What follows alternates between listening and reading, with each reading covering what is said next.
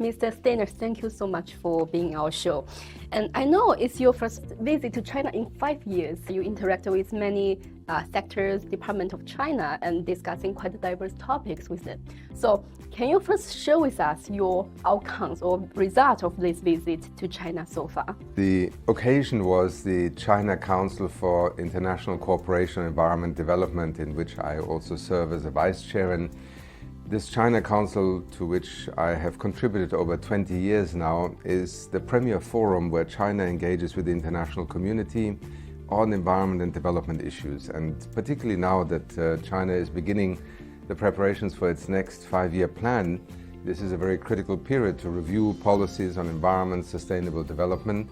And we had very fruitful discussions, including on the green transition that is happening in China now, the actions on climate change, but also mobility and other sectors. And then in Beijing, I met with a number of officials from different departments and ministries, because the United Nations Development Programme is a long-standing partner to China's national development. And in particular, in recent years, our focus has been on sustainable development. And so we together reviewed our programs, and I committed UNDP's support to the next phase of China's development also. Finance is a very key issue to enable to make sure the SDG to be implemented. According to the 2024 Financing for Sustainable Development Report, there are still 4 trillion SDG financing gap. I know you soon will go to Shanghai to have relevant meetings about finance. So how do you think UNDP and China can cooperate to together deal with these issues? First of all, I think we have cooperated also in the past, and one of the success stories of China, one of the enablers, for example, in the massive investment in cleaner technology, was that China 10-15 years ago began to also advance the development of a green financial system and platform in China, working with the People's Bank of China, but also the individual banks, in creating the incentives, because if you don't have access to finance, you cannot invest in innovation in cleaner technology. The bitter truth is that in our world today, we are richer as a global economy than ever before in human history, at least in monetary terms. But what is happening in our world is that wealth is very concentrated. So where there is plenty of money, it's not being invested where people need it. So one of our difficulties is that our financial system is not very effective at creating the incentives and transacting the finance to enable those who actually need to invest to have the money. In most countries, governments have limited financial resources. How do you create an investment environment? So again, we would love to work more with China in supporting many developing countries in modernizing their regulatory frameworks, de-risking the investment environment so that more capital is invested. Another area is, as I mentioned to you earlier, is China's ability also with its own economies of scale, i.e. the more you produce, the cheaper the cost of production per unit of a photovoltaic panel, a wind power turbine, an electric motorbike or car. These are enormous opportunities for poorer countries to now begin to switch to electric mobility or cleaner energy. UNDP has a program called Africa Mini-Grids. In 21 African countries, we are now helping to bring solar mini-grids to the point where investors can actually invest. And if the programs go well, we could connect 250 million African citizens to clean energy supplies over the next 5 to 6 years. Having China also as an investor, as a financier, would be extremely welcome, because that is the way that we help countries to advance. Without electricity, modernization and development are very difficult. It has been 45 years since UNDP opened an office in China. How would you evaluate the development achievement of China in the past 45 years? And what role has UNDP played in this process? I think, first of all, it has been a remarkable partnership. 45 years, UNDP was at the time invited by China as one of the first international partners to help it think through in the phase of opening up, but also in the modernization process. Now, if you ask me what are some of the accomplishments, I think it is in part the phases that China passed through. The extraordinary economic transition is certainly one that I think even every Chinese citizen today is still astonished, and certainly the world at large is very impressed by how China has managed to create a dynamic of economic growth, but also of addressing issues such as inequality. And I think this is the second transition that happened, this extraordinary ability to make the economy grow, but also to lift people out of poverty.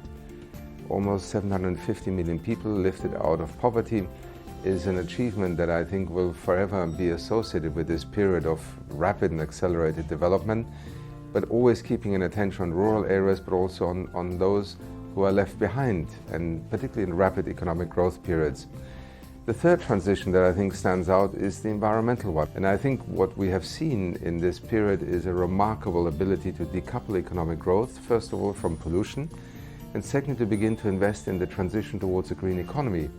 And look, today China is a country and an economy that I think is beginning to be a leader in many of the sectors that will define the future of power generation, transport and mobility, and other sectors. So these, I would say, are three, I think, major examples that stand out to me. Currently, the UNDP's work and cooperation with China and all countries is anchored on SDGs. So how are SDGs going in China and globally? The truth is, we have had many setbacks. When we adopted the Sustainable Development Goals in 2015, the world agreed that these are 17 goals that we need to first of all work together on, but each country also needs to rethink its own development approach.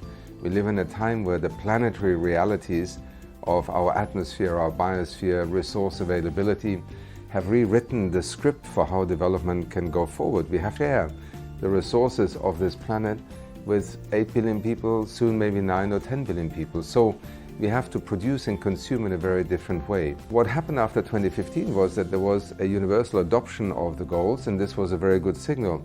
But then the pandemic came, everything was disrupted, and we have not yet really recovered from that pandemic. We face in many countries an economic and financial crisis or very difficult period. We're not able to invest in the innovations and the changes that the SDGs envisaged. These were really transformative agendas. We also are in a world that is more divided, many conflicts, many wars, but in many countries with good choices, we are also advancing.